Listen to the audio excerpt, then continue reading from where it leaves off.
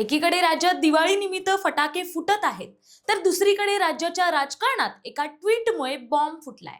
मंत्र्यांच्या कामकाजाचं ऑडिट होणार की मंत्रिमंडळात फेरबदल, याची चर्चा रंगली आहे.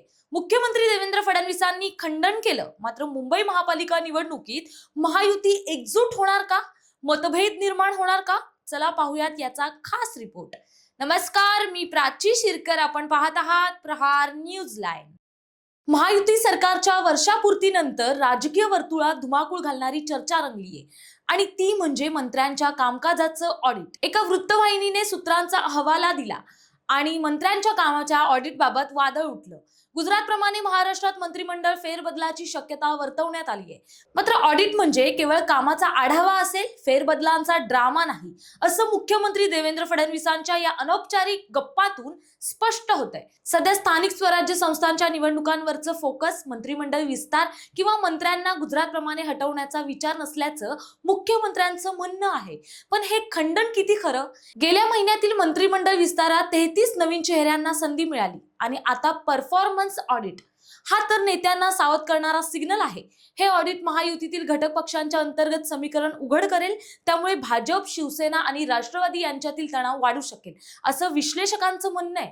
दुसरीकडे मुंबई महापालिकेच्या निवडणुकीत महायुतीचा फॉर्म्युला ठरलाय. भाजप, शिवसेना आणि राष्ट्रवादी एकत्र लढणार. त्यातच काहीही झालं तरी मुंबईत महायुतीच जिंकेल, असा विश्वास मुख्यमंत्र्यांनी व्यक्त केलाय. मात्र पुणे आणि पिंपरीत भाजप स्वबळावर लढण्याचे संकेत आहेत.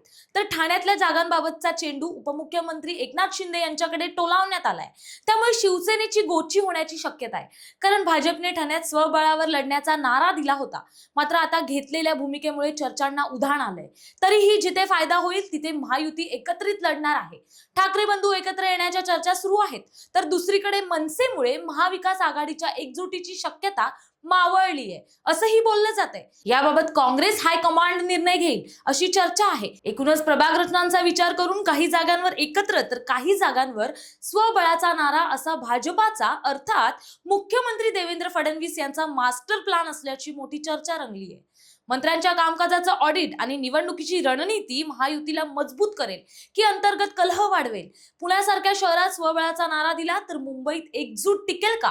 या ट्विटमुळे महाराष्ट्राच्या विकासाला गती मिळेल की राजकीय डावपेच वाढवतील, याकडे जनतेचं लक्ष आहे. म्हणून महाराष्ट्र राजकारणात हे ट्विस्ट काय परिणाम घडवतंय? महायुतीमधील मतभेद पाहता स्थानिक निवडणुकीत महायुतीतील नेते कसे सामोरे जाणार, हे येत्या काही दिवसात स्पष्ट होईल. तुम्हाला काय वाटतं हे कमेंट्स मध्ये नक्की कळवा आणि अशाच नवनवीन व्हिडिओ पाहण्यासाठी प्रहार न्यूज लाईव्ह चॅनलला लाईक, शेअर आणि सबस्क्राईब करायला विसरू नका. धन्यवाद.